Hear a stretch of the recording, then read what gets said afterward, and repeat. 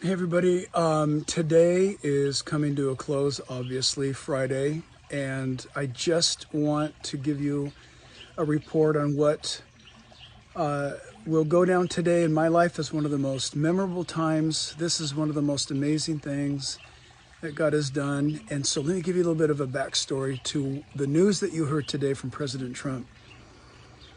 We had been working so hard behind the scenes of late, and we have been in numerous meetings, and many of them very small meetings, I'm happy to report, with Attorney General Barr.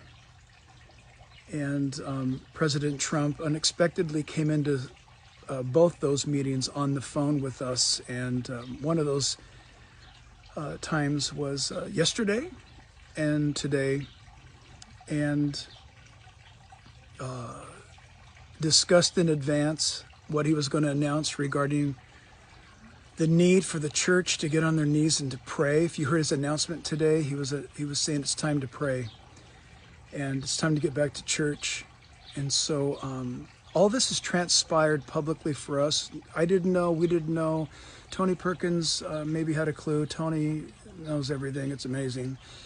And so just this last week, there's been such an epic turnaround. And so Trump announced that if any governor molests, restrains, tampers with worship services in any state, that he's going to execute an executive order. A lot of people are talking tonight that he doesn't have that authority. He absolutely does.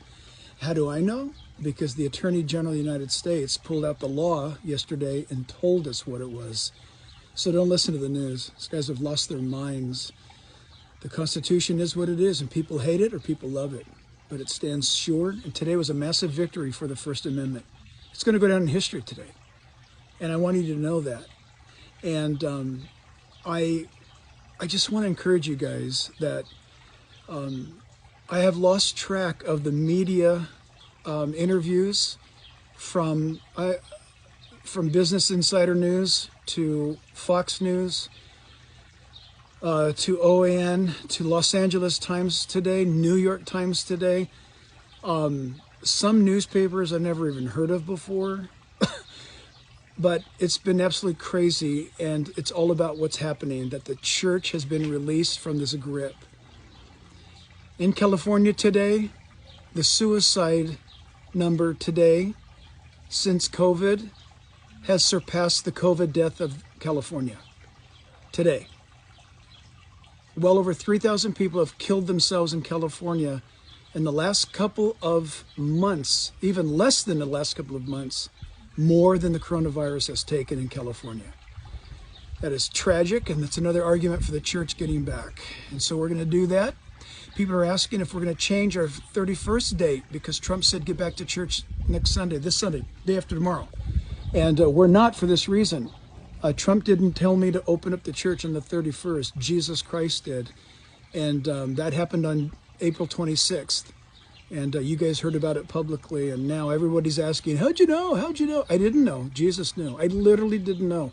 I knew the conviction in my heart, but Jesus knew. He knew that he was going to touch the heart of this president, that he was going to rally the president's cabinet to support us. So this has been an epic week for me. Had a time with Ben Carson, Mike Pompeo, Attorney General Barr, Secretary Wolf of Homeland Security. And so we celebrate and praise the Lord God for what's going on. You watch, church is going to come back in America like you've never seen it before. It's push all the way to the end, both not only in our lives, not only in this upcoming election for what is righteous, but ultimately in the evangelizing, and even more than that. What we love to do at Calvary Chapel Chino Hills is make disciples of all men. So I'm going to say goodbye right now. It has been literally, I'm approaching 36 hours of being asleep. Of being asleep. See how tired I am? 36 hours of being awake. That's how demanding it's been. And nonstop, literally handling both sides of this nation's time zones. And so I'm going to go to bed. So I love you guys. God bless you.